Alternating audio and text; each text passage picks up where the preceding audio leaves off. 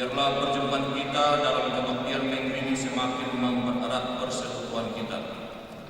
Kebaktian minggu di masa normal baru atau adaptasi kebiasaan baru hari ini menggunakan tata kebaktian model yang kedua. Jemaat dapat mengikuti proses kebaktian sesuai pada layar proyektor. Untuk ketertiban dan hikmahnya kebaktian, dimohon untuk tidak mengaktifkan dan ring alat komunikasi. Mengikuti kebaktian dengan mematuhi protokol kesehatan COVID-19 dengan mencuci tangan, menggunakan masker, suhu tubuh diukur, mengisi daftar hadir, menjaga jarak, tidak berkerumun, dan setelah kebaktian berlangsung, jemaat dipersilakan langsung pulang. Sebelum kita masuk dalam kebaktian, terlebih dahulu kami sampaikan pokok-pokok warta jemaat Minggu 9 Agustus 2020.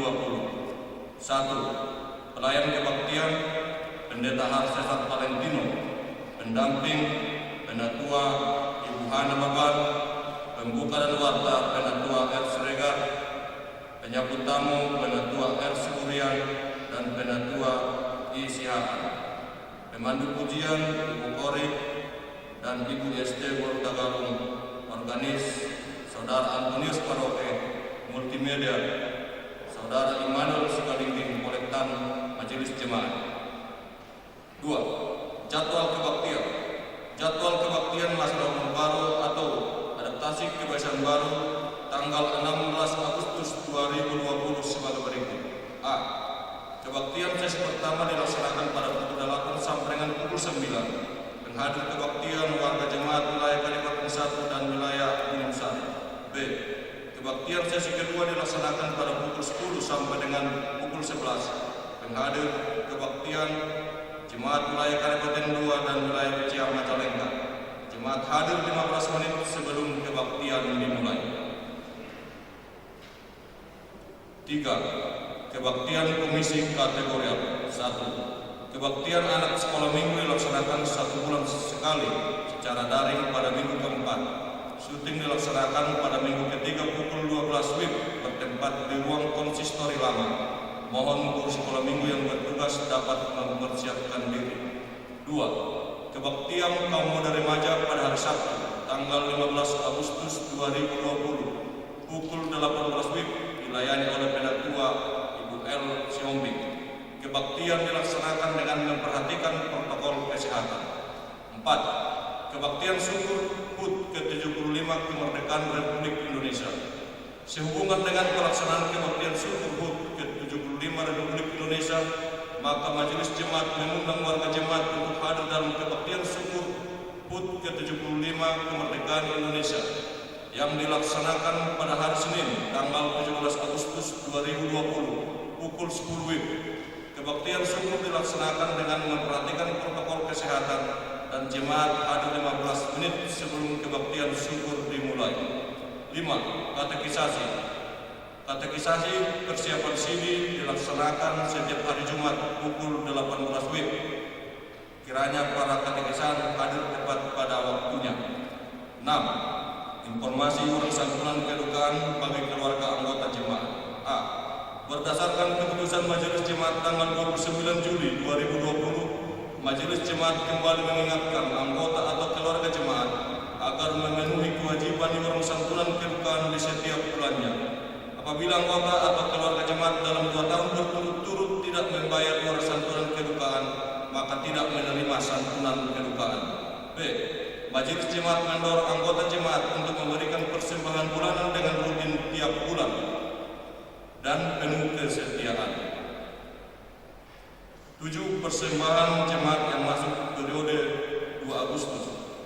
1. Persembahan kebaktian minggu Rp2.171.000. Persembahan pembangunan Rp866.000. Persembahan bulanan Rp100.000. Hasil kontrak pohon mangga sampai dengan tahun 2021 6 pohon Rp3.600.000. Jumlah Rp6.737.000. Majelis Jemaat mengucapkan terima kasih atas persembahan warga jemaat. Demikian warga jemaat hari ini. Bila Bapak Ibu ada keperluan dan menghendaki pelayanan selanjutnya, silakan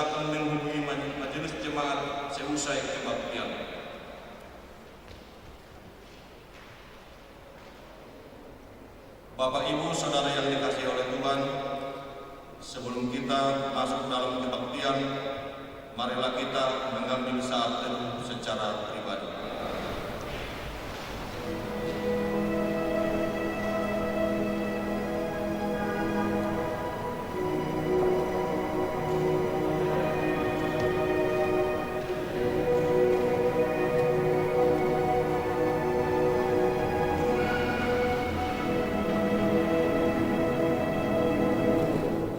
Jemaat kami undang untuk bangkit berdiri. Mari kita sambut kebaktian minggu ini dengan penuh sukacita dan syukur di dalam namanya dengan menyanyikan PKJ 16 bait yang pertama dan kedua.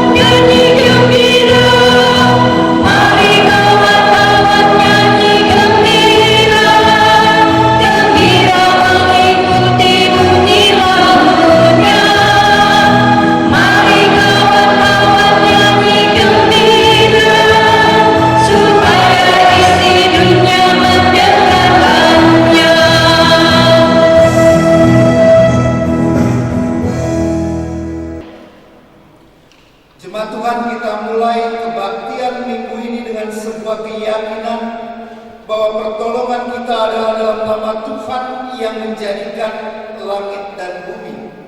Amin. Kasih karunia dan damai sejahtera dari Allah Bapa, Anak dan Roh Kudus menyertai saudara-saudara. Jemaat Tuhan, nas pembimbing dalam kebaktian minggu ini diambil dari Ibrani pasal 13 ayat 5 dan ayat 6. Aku sekali-kali tidak akan membiarkan engkau, dan aku sekali-kali tidak akan meninggalkan engkau. Sebab itu dengan yakin kita dapat berkata, Tuhan adalah penolongku, aku tidak akan takut. Apakah yang dapat dilakukan manusia terhadap aku?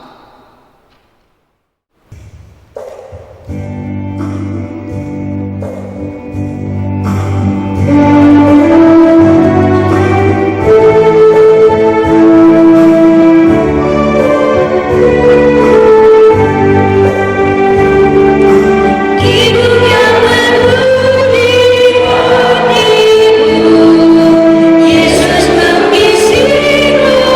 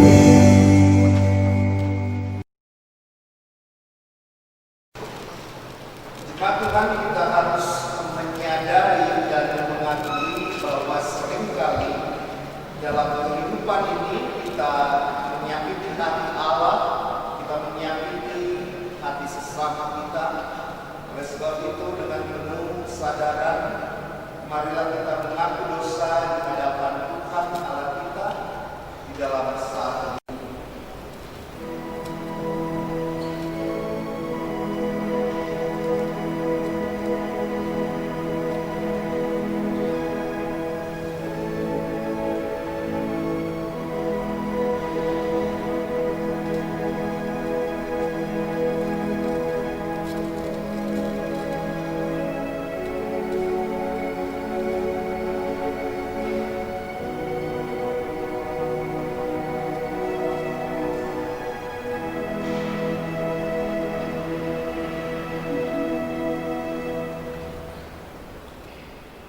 Ya Tuhan yang Maha Kuasa dan Maha Pengasih, kami merendahkan diri di hadapan-Mu dan mengaku bahwa kami adalah orang-orang berdosa. Seperti domba yang sesat yang berjalan menurut keinginan kami sendiri. Kami tidak patuh terhadap suara-Mu, kami tidak berbuat apa yang seharusnya kami perbuat, tetapi kami melakukan apa yang Tuhan larang. Kami tidak mempunyai kekuatan untuk melakukan kehendak-Mu. Tetapi kami tahu ya Bapa yang penyayang bahwa Engkau tidak menghendaki kematian orang berdosa, tetapi supaya ia bertobat dan hidup. Sebab itu dengan percaya kepada Yesus Kristus, Gembala yang baik, yang telah menyerahkan nyawanya pengganti segala domba, kami berseru dan memohon kepadamu demi namanya, ampunilah segala dosa kami dan kuatkanlah kami oleh Roh Kudus, supaya kami dapat hidup menurut firman-Mu. Amin.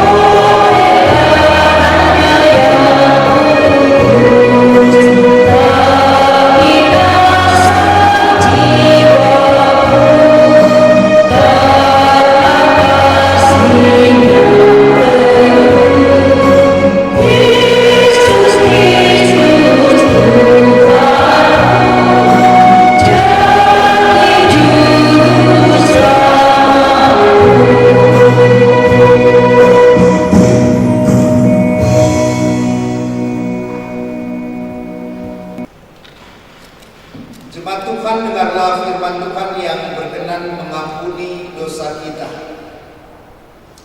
Sekalipun dosamu merah seperti kirmizi, akan menjadi putih seperti salju. Sekalipun berwarna merah seperti kain kesumba, akan menjadi putih seperti bulu domba. Dalam nama Allah Bapa dan Anak dan Roh Kudus, kami beritakan kepada saudara-saudara yang dengan tulus ikhlas mengaku dosa di hadirat Allah, serta mencari keselamatannya hanya kepada Yesus Kristus, bahwa Allah mengampuni dosanya. Amin. Amen.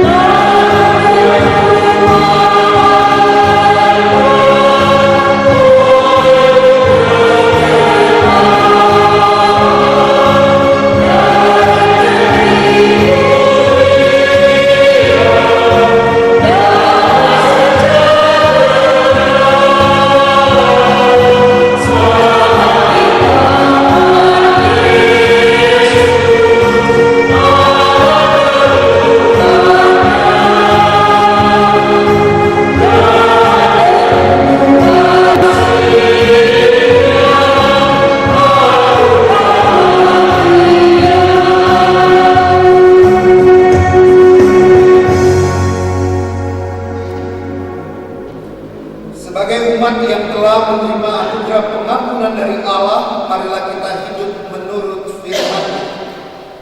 Jawab Yesus kepadanya, kasihilah Tuhan Allahmu dengan segenap hatimu dan dengan segenap jiwamu dan dengan segenap akal budimu.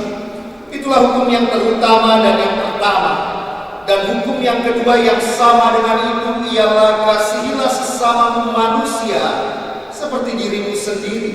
Pada kedua hukum inilah tergantung seluruh hukum Taurat dan kitab para nabi.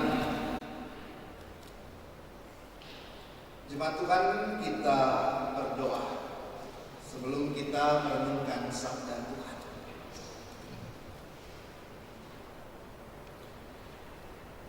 Terpujilah Engkau Allah di dalam Yesus Kristus, yang kehadirannya menaungi kehidupan kami, yang karya dan kasih-Nya senantiasa mengalir di dalam hari-hari kami, yang pertolongannya datang begitu tepat, tidak terlalu cepat, tidak terlalu lambat, tetapi Yesus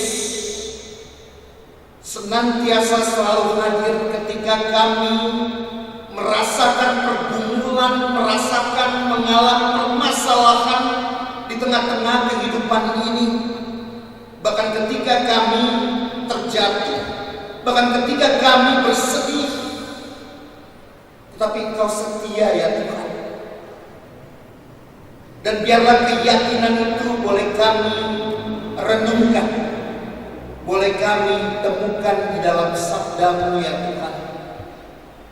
Ini menjadi syukur kami ketika kami bersama-sama boleh mempunyai kesempatan untuk merenungkan firman-Mu.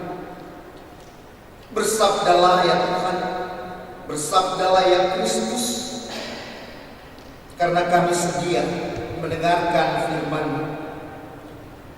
Demi Kristus Yesus, Sang Firman yang hidup, Sang penopang dan penolong kami menyatakan, menyampaikan doa ini.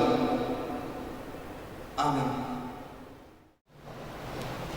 Bapak Ibu Saudara yang Tuhan kasihi, kita siapkan pembacaan Alkitab Matius pasal 14 ayat 22 hingga ayat 33.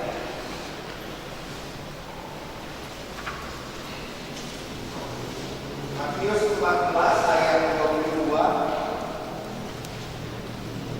hingga ayat 33.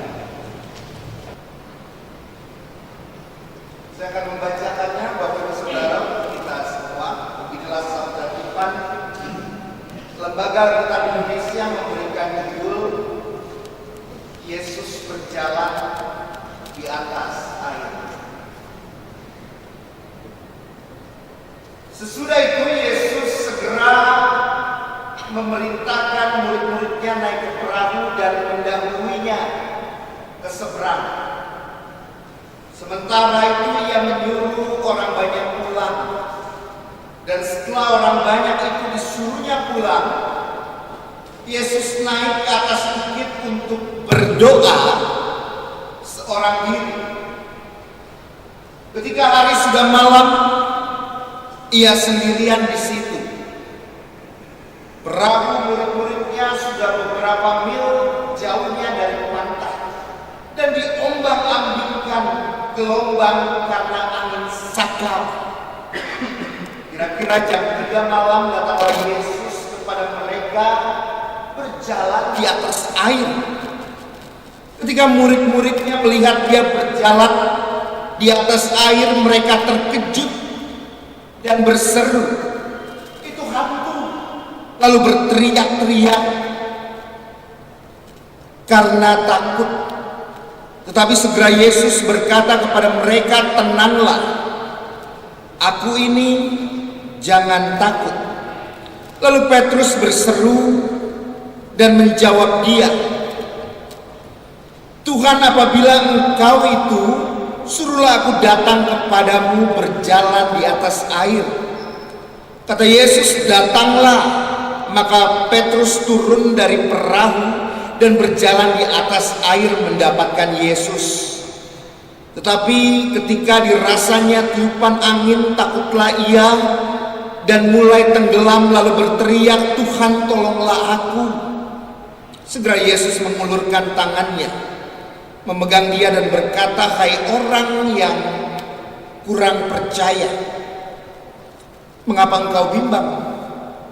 Lalu mereka naik ke perahu dan angin pun redalah. Dan orang-orang yang ada di perahu menyembah dia, katanya, "Sesungguhnya engkau anak Allah." Berbahagialah orang yang mendengar firman Tuhan serta memeliharanya di dalam hidupnya. Haleluya. Haleluya, haleluya, haleluya.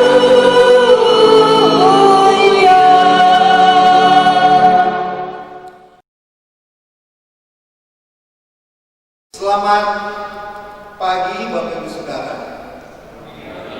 Apa kabar? Bapak Ibu Saudara yang dikasih Tuhan, kalau nanti Bapak Ibu Saudara ada waktu lalu pergi ke Israel begitu ya, jalan-jalan ke Danau Galilea. Jadi nggak hanya Jati Gede aja. Kalau Jati Gede dekat, ongkosnya murah. Tapi kalau ke Danau Galilea mungkin butuh puluhan juta. Semoga kita ada berkat bisa ke sana.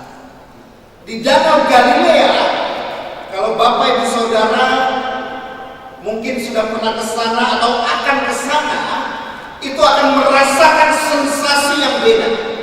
Kenapa? Karena hembusan anginnya itu begitu kencang, begitu hebat. Pertanyaannya kenapa? Kalau di Danau Toba sekencang apa anginnya? Lumayan sangat kencang. Kalau Danau Galilea, dia mempunyai angin yang kencang dan kadang datangnya tidak diprediksi. Tiba-tiba datang. Kalau dikatakan Alkitab, itu angin sakal. Angin yang sangat begitu kuat, bahkan dapat mengombang-ambingkan danau yang sebesar itu. Danau Galilea itu lebarnya 10 km Bapak Ibu Saudara, kurang lebih, panjangnya 26 km. Jadi bukan danau yang kecil, tetapi danau yang cukup luas. Pertanyaannya, kenapa danau yang luas itu tiba-tiba seringkali terombang-ambingkan seperti di lautan yang lepas, tertiup angin? Karena Danau Galilea berada di kaki gunung dan bukit-bukit. Jadi seringkali kalau angin berhembus dari atas gunung, dia langsung ke danau itu. Ini logis Bapak Ibu Saudara. Kenapa Majalengka disebut kota angin? Majalengka kan kota angin ya. Majalengka dapat julukan kota angin itu sekitar tahun belum lama Bapak Ibu sebenarnya, 1980-an kalau saya baca sejarahnya. Dan bukan secara resmi juga dikatakan sebagai kota angin, tapi orang yang dari luar Majalengka ketika datang ke sini merasakan sensasi angin yang berbeda. Logo Majalengka juga nggak ada angin-anginnya. Bapak Ibu coba lihat, ada gambar angin nggak ada. Dan pada saat itu para murid mendapat instruksi dari Yesus, engkau seberangi danau ini, engkau jalan lebih dulu. Tetapi dalam keadaan itu, murid-murid Yesus menyeberangi danau ini, lalu seperti yang kita baca, tiba-tiba angin sakal itu datang, mengombang-ambingkan air yang ada di danau itu. Dalam hati para murid ini, mati kita di urusan ini. Apakah takut? Takut, Bapak Ibu Saudara. Rasul juga punya rasa takut. Nabi aja punya rasa Dan itu manusiawi, dan itu alami ketika dalam sebuah situasi yang membahayakan, kita memiliki rasa takut. Dan manusia harus mempunyai rasa takut. Ketika manusia tidak memiliki rasa takut, Bapak Ibu Saudara, malah justru bahaya sebenarnya. Karena dalam diri kita tidak mempunyai alarm untuk waspada. Bapak Ibu Saudara, peraturan gubernur yang sekarang Jawa Barat dan impres instruksi presiden itu sekarang wajib pakai masker. Kalau tidak pakai masker dapat sanksi. Tadi malam saya jalan ke Munjul, itu dijaga sekarang sama polisi gabungan, ada tentaranya juga, ada satpol pp-nya juga. Tetapi Bapak Ibu Saudara, sebelum dijaga seperti itu, malam minggu aja Bapak Ibu Saudara, lihat betapa ramainya daerah itu. Ramai benar. Pakai masker juga enggak, kayak nggak ada apa-apa aja. Rasa takutnya udah hilang, mungkin udah bosan, udah jenuh kali di rumah ya. Tetapi itu menyadarkan saya pada saat melihat kondisi itu, terkadang seseorang itu terlalu berani ketika dalam situasi yang membahayakan mereka. Maka penting rasa takut dalam kehidupan ini. Bapak Ibu Saudara, saya bukan dalam rangka menakut-nakuti, tidak. Tetapi dalam kehidupan ini penting punya rasa takut. Kenapa? Karena itu menjadi alarm bagi kita. Dan itu manusiawi sekali lagi. Dan itu masuk akal. Ketika para murid takut, itu manusiawi. Ketika para murid dalam kondisi yang seperti itu, nyawanya terancam, mereka khawatir, mereka takut. Sekali lagi itu alamiah. Tapi seringkali begini Bapak Ibu Saudara, kita boleh takut, tetapi jangan biarkan ketakutan itu mengontrol kehidupan kita, sehingga dalam menjalani kehidupan ini kita serba takut. Mau keluar takut, mau sekolah takut, mau berpergian ya takut, begitu dalam kondisi saat ini. Tetapi lihat apa yang terjadi Bapak Ibu Saudara, di tengah-tengah ketakutan mereka, di tengah-tengah ketakutan mereka itu yang sebenarnya membuat mereka buta. Seringkali dalam kehidupan ini, ketika kita menghadapi pergumulan, permasalahan, kita khawatir, kita takut, kita sedih, terkadang kondisi itu yang membuat kita buta bahwa sebenarnya Allah begitu dekat, Allah begitu jauh, tapi sebenarnya begitu dekat. Dan peristiwa Yesus berjalan di atas air menegaskan sekali lagi Bapak Ibu Saudara, di mana para murid dalam keadaan yang mungkin nyawa mereka bisa hilang, rasa takut mereka membutakan mereka. Mereka tidak dapat melihat bahwa yang datang pada saat itu adalah Kristus, Tuhannya, gurunya yang siap menolong mereka. Mereka kira bahkan hantu Tuhan, beda tipis di balik-balik.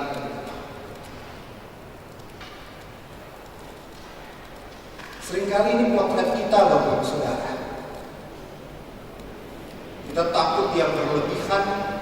Sekali lagi takut itu manusiawi, tapi takut itu seringkali mengalihkan fokus kita. Yang seharusnya kita meminta pertolongan kepada Tuhan, justru kita berdiam diri, justru mengandalkan diri kita sendiri, padahal kita tidak dapat hidup tanpa Tuhan.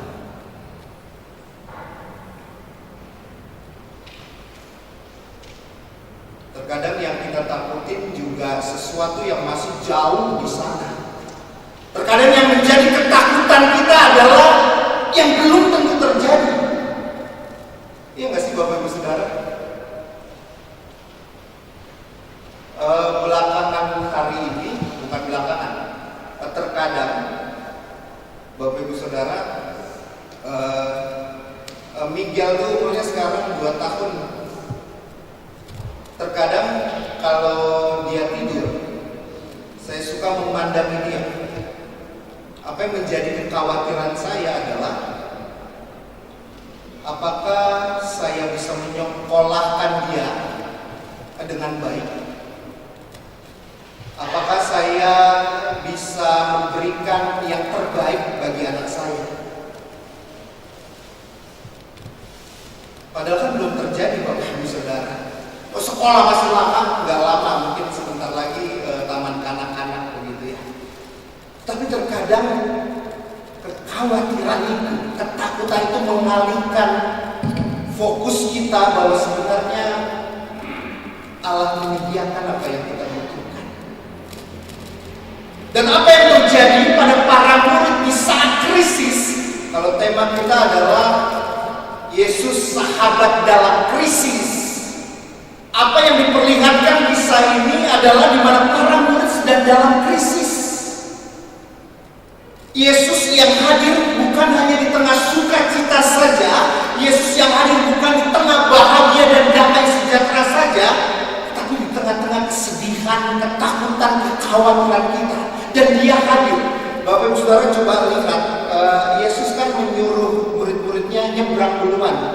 Ntar aku nyusul gitu. Apa yang dilakukan? Dia berdoa. Dan itu menjadi penting dalam diri Yesus. Tetapi ketika para murid membutuhkan pertolongan mereka, Yesus undur diri dari doanya. Dia prioritaskan para muridnya. Dan kehidupan Bapak Ibu Saudara dan saya adalah prioritas bagi Tuhan. Dia tidak akan membiarkan kita dalam sebuah kondisi yang krisis, apapun bentuknya. Dan seringkali kita hidup ini berada dalam bahaya, dalam pergumulan yang sangat amat begitu lekat, yang amat sangat begitu dekat.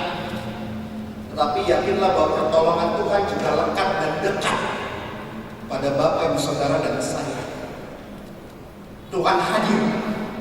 Tuhan tidak tinggal diam. Bapak Ibu Saudara dan saya adalah prioritas. Itu yang pertama Bapak Ibu Saudara. Lalu yang kedua, ini yang menarik. Yesus berkata kepada Petrus,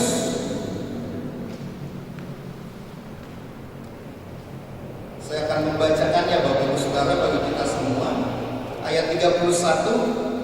Ketika Petrus tercebur minta tolong, segera Yesus mengulurkan tangannya memegang dia dan berkata, "Hai orang yang kurang percaya, mengapakah engkau bimbang?" Bapak Ibu Saudara, percaya di sini mengarah kepada iman kita, kepercayaan kita kepada Tuhan. Pertanyaannya begini, ketika Yesus mengatakan itu, ketika para murid ada dalam sebuah keraguan pada saat itu, Tuhan nolong atau enggak ya? Mempertanyakan Tuhan di mana ketika kami dalam situasi dan kondisi yang sangat bahaya ini. Pertanyaannya Bapak Ibu Saudara, apakah Petrus dan murid-murid yang lainnya sedang kurang iman? Atau bahkan kehilangan iman? Seringkali kita seperti Petrus, mempertanyakan keberadaan dan pertolongan Tuhan. Ada sebuah buku yang menarik Bapak Ibu Saudara, judulnya Messy Spirituality, yang diterjemahkan dalam bahasa Indonesia kerohanian atau iman yang kacau. Messy itu kacau, spirituality berhubungan dengan kerohanian kita, spirit kita, iman kita. Apa yang dikatakan dalam buku tersebut?